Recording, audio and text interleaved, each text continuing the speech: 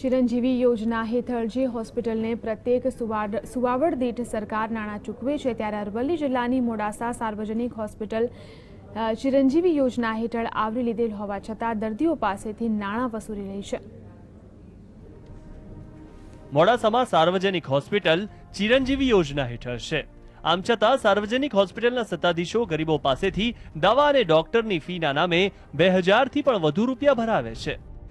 મારી પત્નીને હું સાર્વજનિકમાં જેમ કે ડિલિવરી માટે અહીંયા ગાડી એડમિટ કર્યા છે અને એમનું CS થયેલું છે, તો ચિરંજીવી ફોર્મ એ લોકો ચલાવતા નથી અને બહારથી ડૉક્ટર ગાયનેક બોલાવે છે અને ગાયનેક બોલાવી અમારી પાસેથી પૈસા પડાવવાનો ધંધો કરી રહ્યા છે।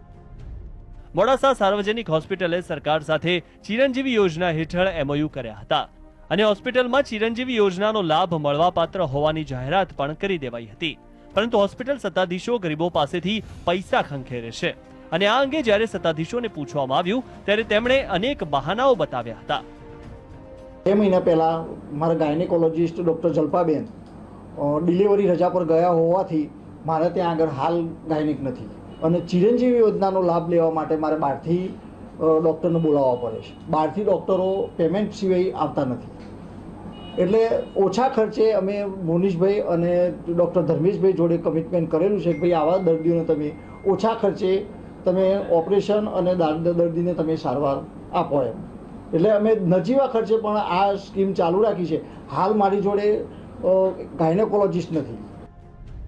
ચિરંજીવી યોજનાનો લાભ લાભાર્થી દર્દીઓને આપવામાં આવતો ન હોવાની રજૂઆતના પગલે સત્તાવાળાઓને અવારનવાર લેખિત તથા મૌખિક સૂચના આપવામાં આવી છે, પરંતુ કોઈ સૂચનનું પાલન થયું નથી।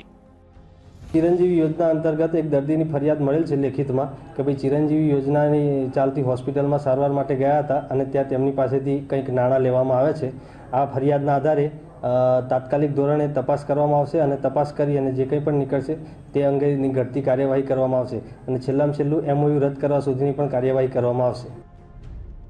ગરીબમાં ગરીબ વ્યક્તિ નાણાંના અભાવે આરોગ્ય વિષયક સવલતથી વંચિત ન રહે તે માટે સરકારની વિવિધ યોજનાઓ પાછળ વર્ષે દાડે લાખો રૂપિયાનો ખર્ચ કરાય છે, પરંતુ અહીં ગરીબો પાસેથી પૈસા ઉઘરાવાય છે, ત્યારે જવાબદાર હોસ્પિટલ સત્તાધીશો સામે શું પગલાં ભરાય છે તે જોવાનું રહેશે।